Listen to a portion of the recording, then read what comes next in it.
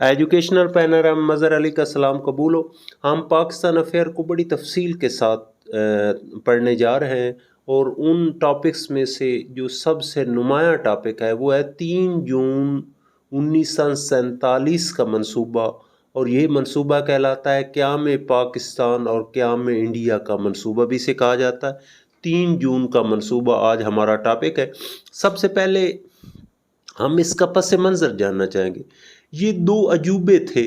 पहला अजूबा था कि बरतानिया इंडिया को सोने की चिड़िया समझता था और वो किसी कीमत पर छोड़ने के लिए तैयार नहीं था। वो किसी कीमत पर इस अपनी कॉलोनी को छोड़ने पर तैयार नहीं था। फिर क्या हालात बने कि बरतानिया जो है वो खुद इंडिया को छोड़ने पर मजबूर हो गया, वॉलंटरली छोड़ने पर मजबूर हो गया। और दूसरा इशू ये था कि कांग्रेस बहुत ज़्यादा डोमिनेंट थी मुत्तहिदा हिंदुस्तान में, और वो इंडिया को मुत्तहिद रखना चाहती थी, और मुस्लिम लीग की आवाज़ इतनी ताकतवर नहीं थी। फिर क्या हालात बने कि ख़ुद कांग्रेस भी एंड पर इस बात को मानने पर तैयार हो गई कि पाकिस्तान का क़याम होना चाहिए। तो हम पहले पस मंज़र को जानने की कोशिश करेंगे जो 3 जून के मंसूबे और क़याम पाकिस्तान का आगाज़ बने। सबसे पहले तो वर्ल्ड वार 2 हुई 1939 से 1945, यानी 39 से 45, 6 साल जंग अज़ीम हुई। इसमें 2 क़ुव्वतें बरसरे पैकार थीं, एक यूनाइटेड थे और एक एक्सल थे। यानी यूनाइटेड साइड पर बरतानिया था, वो बरतानिया वाला सेक्शन या ग्रुप या धड़ा जंग जीत गया वर्ल्ड वार 2, लेकिन इसने उसकी इकोनॉमिक्स, उसके फाइनेंस को बहुत ज़्यादा डिस्टर्ब किया। और ज़ाहिर बात है कॉलोनियों को चलाने के लिए बहुत ज़्यादा ताकत, बिलखसूस इकोनॉमिक्स बहुत स्ट्रांग होनी चाहिए। तो ये काज बनी कि वो इंडिया को आज़ाद करने पर तैयार हो गए, इंडिया और पाकिस्तान को। नंबर 2, 1942 में कांग्रेस में गांधी की सरबराही में क्विट इंडिया मूवमेंट यानी हिंदुस्तान छोड़ो, तो इससे बहुत ज़्यादा से सियासी बेदारी पैदा हुई, लोगों में शऊर आया, लोगों को पॉलिटिकल राइट्स का पता चला, बहुत ज़्यादा गिरफ्तारियां हुई। लेकिन इसने इंडिया को जो है वो बिल्कुल मुतज़लज़ल कर छोड़ा, उसको हिला कर रख दिया। क्विट इंडिया मूवमेंट जो 1942 में गांधी की सरबराही में चली थी, तो इस तरह ये भी एक काज बनी। अच्छा, तीसरा जो मेजर काज बनी वो थे दिसंबर 1945 में इलेक्शन हुए, तो इसलिए इनको कहा जाता है 45-46, 1945-46 के आम इंतखाबात। ये इंतखाबात एक उन्वान से बड़े मुनफरद थे, और मुनफरद इस सेंस में थे कि इससे पहले कांग्रेस किसी कीमत पर मुत्तहिदा हिंदुस्तान की तकसीम के हक में नहीं थी, वो बिल्कुल किसी कीमत पर परमिट नहीं करती थी। और दूसरा मसला ये था कि कांग्रेस सेकुलर जमात थी, वो कहते थे हम मुसलमानों के भी नुमाइंदा हैं, माइनॉरिटीज़ के भी नुमाइंदा हैं, हिंदू के भी नुमाइंदा, गो इसकी लीडरशिप पर हिंदुओं का कब्ज़ा था। और मुस्लिम लीग अभी तक अपने ये साबित करने में नाकाम रही थी कि वो मुसलमानों की वाहिद नुमाइंदा जमात है। तो 45 और 46 के इलेक्शंस में ये बात वाज़े हो गई कि मुसलमानों की नुमाइंदा जमात, इन्होंने इलेक्शन में बहुत अच्छा परफॉर्म किया, और इससे साबित हो गया कि मुसलमानों की नुमाइंदा जमात सिर्फ मुस्लिम लीग है। अच्छा, तीसरी काज होगी। चौथी काज 1945 में चर्चिल की जगह पर लेबर पार्टी के मिस्टर एटली प्राइम मिनिस्टर बने, और वायसराय जो 1944 यानी 44 से लॉर्ड वेविल चल रहे थे, ये दोनों की ख्वाहिश थी कि जितना मुमकिन हो सके हम बरतानिया का जो ताज है, बरतानिया की जो गवर्नमेंट है इस कॉलोनी मुत्तहिदा हिंदुस्तान पर, इसको लंबा किया जाए, जितना लेंथी किया जा सकता है। इन दोनों ने अपना सर चोटी का जोर लगाया। मिस्टर एटली जो प्राइम मिनिस्टर थे बरतानिया के, और लॉर्ड वेविल जो इंडिया में वायसराय थे, तो इन्होंने दोनों ने मिलकर काफ़ी हद तक जोर लगाया। और इन्होंने क्या जोर लगाया? सबसे पहले तो इन्होंने अपने मिस्टर एटली ने अपने 3 वज़ीर, अच्छा کسی بھی پی ایم کے جو وزیر ہوتے ہیں اس کو کیبنٹ کہا جاتا ہے، کابینہ جسے اردو میں آپ کہتے ہیں۔ تو 3 وزراء یعنی لارنس، کرپس اور الیگزینڈر، لارنس ان کا ہیڈ تھا، اپنے 3 منسٹر کو 1946 میں بھیجا الیکشن کے بعد۔ کس کو؟ Lawrence, Cripps, Alexander. یہ چونکہ وزراء تھے اس لیے اس کو کہا جاتا ہے کیبنٹ مشن۔ 1946 میں الیکشن ہو چکے تھے، انہوں نے کہا بھائی ہماری بات توجہ سے سنو، ہم اس کا ایک مرکزی حکومت بنا دیتے ہیں یونین ٹائپ، اور اس میں 3 گروپس ہوں گے، 3 صوبے ہوں گے، ایک میں سارے ہندو ہوں گے، ایک میں مسلم ہوں گے، ایک میں مکس سے، تو 3 یعنی گروپس بنا دیتے ہیں، اور 10 سال ہم حکومت کریں گے۔ 10 سال کے بعد یہ تینوں یونٹس جو ہوں گے یا تینوں پروونسز جو ہوں گے ان کی مرضی ہے وہ علیحدہ ہو جائیں، ساتھ رہنا چاہیں، یعنی یہ چاہتے تھے کہ چلو 10 سال تو سکون کے ساتھ گزرے۔ تو یہ کیبنٹ مشن کا یہ بنیادی تھا، اور انہوں نے کہا تھا کہ جو اس کیبنٹ مشن پلان کو قبول نہیں کرے گا، جو 45 اور 46 کے الیکشن ہوئے تھے، تو ہم کسی قیمت پر اس کو گورنمنٹ میں شامل ہونے کی اجازت نہیں دیں۔ پہلے کیبنٹ مشن جو ہے اس کو مانو، پھر آپ جو ہے وہ گورنمنٹ بنا سکتے۔ تو اس کیبنٹ مشن کے تحت انہوں نے ایک انٹرم گورنمنٹ قائم کرنی تھی، اور انہوں نے پہلے بتا دیا کہ اس میں کانگریس کے 6 وزراء ہوں گے، مسلم لیگ کے 5 ہوں گے، اور 3 جو ہے وہ باقی مائنارٹیز، یعنی ٹوٹل 14 منسٹر ہوں گے۔ اور اس کے لیے پہلی کنڈیشن یہ ہے کہ پہلے اس پلان کو آپ ایکسیپٹ کرو، 10 سال والے پلان کو۔ تو خیر کانگریس نے بھی بڑی مزاحمت کی اور شروع میں ماننے سے انکار کر دیا، اور مسلم لیگ نے بھی اس کی مزاحمت کی، لیکن جلدی انہوں نے محسوس کیا کہ یار چلو ایک گورنمنٹ مل رہی ہے۔ تو کانگریس 2 ستمبر 1946 میں آئی 46 میں، اور مسلم لیگ 13 اکتوبر 1946 میں آئی۔ تو اس طرح ایک گورنمنٹ بن گئی جس میں مسلم لیگ کے 5 وزراء تھے اور کانگریس کے 6 تھے۔ اچھا، مسلم لیگ کے یہ ہم تفصیل کے ساتھ انشاءاللہ انٹرم گورنمنٹ کو پڑھیں گے، لیکن فی الحال اس میں فائنانس منسٹر خان لیاقت علی خان جو پاکستان کے پہلے وزیر اعظم تھے وہ بن گئے۔ اچھا، انہوں نے بڑی محنت سے بجٹ تیار کیا اور بالخصوص عمرہ پر ٹیکس جو ہے وہ لگا دیا، اور ٹیکس لگنے کے نتیجے میں چونکہ زیادہ عمرہ ہندو تھے یا کانگریس نواز تھے تو ان کی چیخیں نکل گئیں، بھئی اتنا زیادہ ٹیکس ہے۔ تو اس کی وجہ سے نا انہوں نے فیل کر لیا، یہ کانگریس نے فیل کرنا شروع کر دیا کہ یہ مسلمان ہیں، ان سے اب جان چھڑانے میں ہی بہتری ہے، یہ تو اپنے آپ کو اب سپیس بنا چکے ہیں، اپنی ایک پوزیشن بنا چکے ہیں، تو یہ ممکن نہیں ہے کہ ہم ان کو ساتھ ملائیں گے تو یہ الٹا ہمیں ڈسٹرب کریں گے، یہ ہمارے اوپر ڈومینیٹ۔ یہ کاز ایک انٹرم گورنمنٹ اور اس میں لیاقت علی خان کا فائنانس منسٹر ہونا اور ٹیکس لگانا، یہ ایک کاز بنی سیپریشن کی، یعنی وہی جو لوگ کہتے تھے کہ ہندوستان کو اکٹھا ہونا چاہیے، اب انہوں نے کہا چلو ان کے جہاں اکثریتی علاقے ہیں مسلمز کے ان کو سیپریٹ کرنے میں کوئی کا بات نہیں ہے، تو یہ انٹرم گورنمنٹ جو ہے وہ ایک کاز بنی۔ اچھا، اس کے بعد نا یہ فیل کر لیا مسٹر ایٹلی نے اور تاج برطانیہ نے یہ محسوس کر لیا کہ یہ پاسبل نہیں، اور دوسرا جو وائسرائے تھے لارڈ ویول سیکنڈ لاسٹ وائسرائے، اس کی کمپلینٹس بہت جانی شروع ہو گئی، تو انہوں نے آخر کار مجبوری کے عالم میں یہ تسلیم کر لیا کہ یہ 10 سال والا کیبنٹ مشن پلان والی انٹرم گورنمنٹ زیادہ دیر چلنے والی نہیں ہے، اور اب نا یہ جو ریونیو جنریٹ ہو رہا تھا وہ زیادہ انڈیا میں یوز ہو رہا تھا، اب برطانیہ کو فائدہ ہی کوئی نہیں ہو رہا تھا، تو انہوں نے فیصلہ کیا کہ ان سے جان چھڑائیں۔ تو اس مقصد کے لیے انہوں نے آخری viceroy admiral viscount Mountbatten, last admiral viscount Mountbatten viceroy بھیجا۔ تو اس کو کئی ٹارگٹس دے کر بھیجا۔ پہلا ٹارگٹ تھا کہ آپ نے بر صغیر میں امن قائم کرنا، دوسرا جو مسلم لیگ اور کانگریس میں بہت زیادہ ریفٹ آ چکی ہے، دراڑ آ چکی، ان کی صلح کی کوشش کرانی ہے۔ تو خیر ماؤنٹ بیٹن آئے تو انہوں نے کافی ان کی صلح کی کوشش کی۔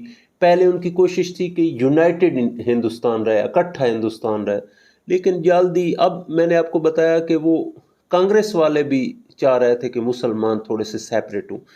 تو سب سے پہلے کانگریس کے لیڈر تھے سردار پٹیل۔ سردار پٹیل نے سیپریشن آف پاکستان یا پاکستان کو تسلیم کر لیا کہ علیحدہ مسلمانوں کا ایک ملک ہونا چاہیے۔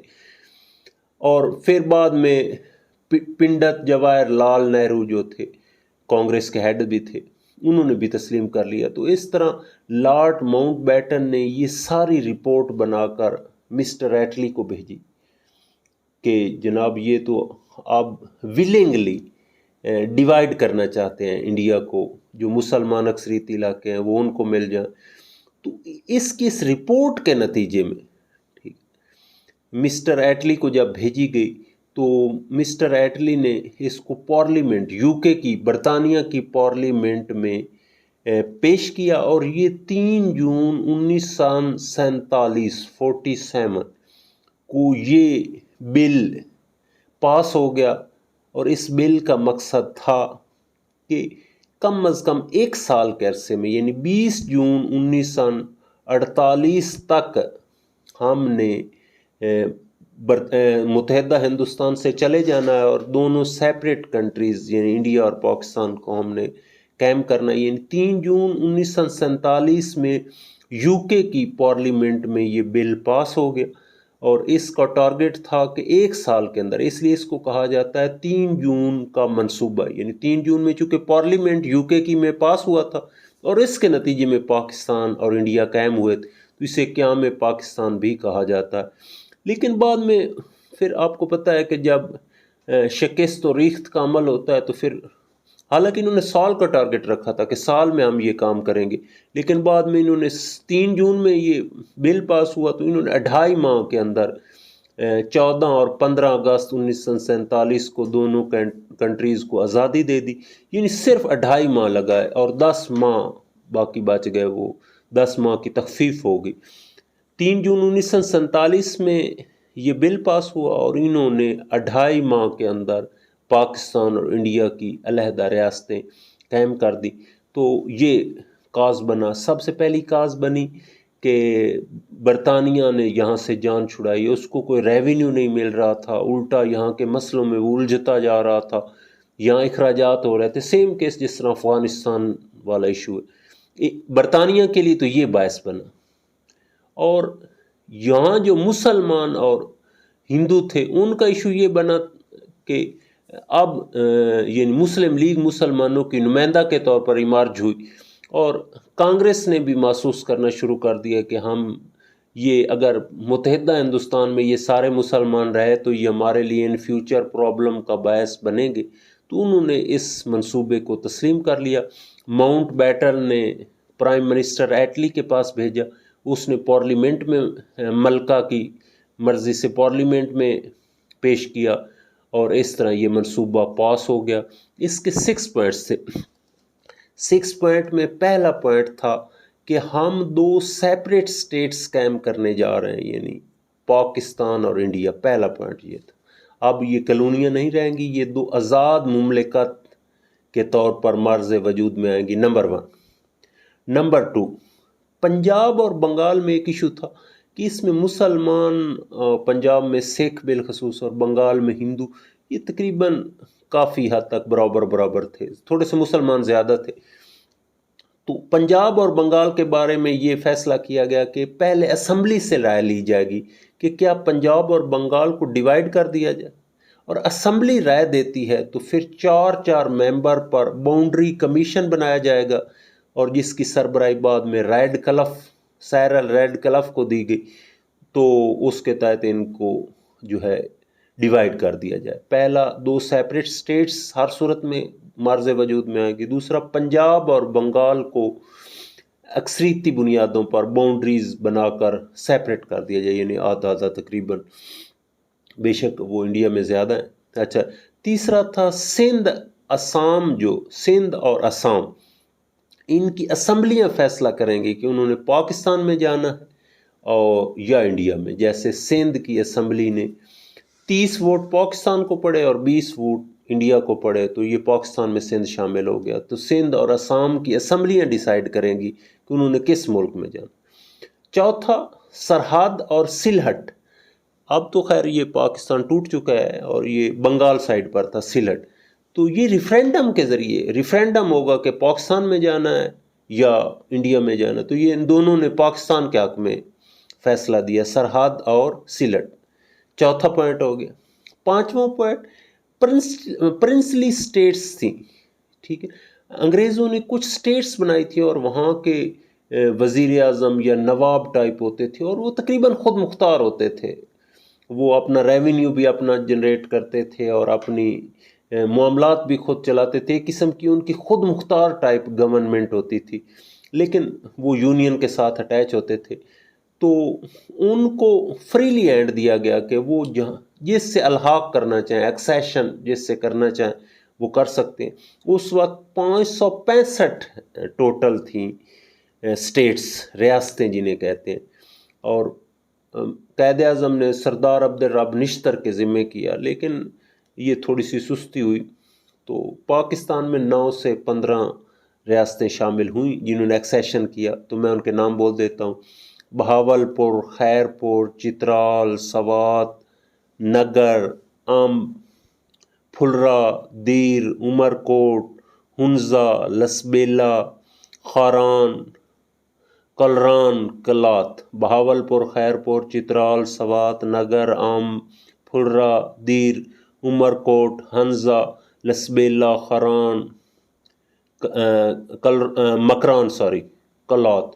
اچھا، یہ شروع میں قائد اعظم نے ان کو اسی طرح ہی اٹانمس خود مختار قسم کی سٹیٹس رکھا، لیکن بعد میں یہ ایوب خان کے دور میں اور بھٹو کے دور میں ان کو انکارپوریٹ کر دیا گیا اور جو نواب تھے ان کو ختم کر دیا گیا۔ اچھا، یہ پانچواں پوائنٹ تھا۔ چھٹا پوائنٹ تھا کہ مسلح افواج جو ہیں، رائل آرمی جو ہے، اور کامن ایسٹ اثاثے جو ہیں، ان کی منصفانہ تقسیم ہوگی، اور اس کے لیے ایک ڈیفینس کونسل بھی بنائی گئی تھی، لیکن یہ بعد میں توڑ دی گئی اور افواج اور ایسٹ صحیح طرح سے تقسیم نہ ہو سکے۔ 6 پوائنٹس تھے 3 جون 1947 کے منصوبے کے 6 پوائنٹ تھے۔ پہلا، 2 آزاد کنٹریز قائم کیے جائیں گے، یعنی پاکستان اور انڈیا۔ پنجاب اور بنگال کا ایشو پہلے اسمبلیوں میں جائے گا، پھر باؤنڈری کمیشن بنے گا جو ان کو ڈیوائیڈ کرے گا۔ سندھ اور اسام کی اسمبلیاں ڈیسائیڈ کریں گی۔ سرحد اور سلہٹ میں ریفرینڈم کرایا جائے گا۔ جو ریاستیں ہیں یعنی پرنسلی سٹیٹس ہیں، ان کو حق حاصل ہوگا کہ ان کا جو نواب ہوگا یا مہاراجہ ہوگا یا جو بھی ہوگا، اس کو ایکسیشن کرنے کی، جس سٹیٹ سے چاہے وہ کر سکتا ہے۔ مسلح افواج اور کامن ایسٹس کی جو ہے وہ تقسیم منصفانہ طریقے سے کی جائے گی۔ تو یہ تھا 3 جون 1947 کا منصوبہ، یا اسے کہتے ہیں قیام پاکستان و انڈیا کا منصوبہ۔ اس کا پس منظر یہ تھا کہ برطانیہ کمزور ہو چکا تھا، اس کو یہاں سے کوئی خاطر خواہ ریونیو نہیں مل رہا تھا۔ دوسرا، مسلمان اور یعنی مسلم لیگ اور کانگریس کی آپس میں چپکلش چل رہی تھی، اور انہوں نے محسوس کر لیا کہ ہم اب اکٹھے نہیں رہ سکتے، تو انہوں نے لارڈ ویول کو چینج کر کے ماؤنٹ بیٹن کو بھیجا۔ اس نے ایک مکمل رپورٹ تیار کی، اس رپورٹ میں کانگریس نے مان لیا کہ یہ سیپریٹ کنٹریز دونوں بننے چاہیے۔ اس نے یہ رپورٹ مسٹر ایٹلی پرائم منسٹر تھے جو برطانیہ کے، اس کو بھیجی، اس نے پارلیمنٹ میں پیش کی، جو 3 جون 1947 کو یہ آزادی بل جو ایک مختصراً کہہ سکتے ہیں یہ پاس ہو گیا۔ وہاں ٹارگٹ رکھا گیا تھا کہ اس کو 20 جون یعنی تقریباً سال ایک لگائیں گے ہم سیپریٹ کرنے میں، لیکن پھر بعد میں انہیں محسوس ہوا کہ ایسے ٹائم لمبا کرنے کی بجائے انہوں نے 2.5 ماہ کے عرصے میں، یعنی 3 جون سے 14-15 اگست کے درمیان اتنے ہی ٹائم بنتا، تو اس کے تحت یہ ایک منصوبہ تھا جس کے تحت کیسے ممکن ہوگا کہ پاکستان اور انڈیا کو علیحدہ علیحدہ کنٹریز کے طور پر ان کا قیام عمل میں آیا۔ اس میں کون سی ناانصافیاں ہوئیں، کون سے مسائل بنے، اور آج تک ہم بھگت رہے وہ انشاءاللہ العزیز علیحدہ ٹاپک ہوگا. آج ہمارا صرف ٹاپک تھا 3 جون 1947 کا منصوبہ. Thanks very much.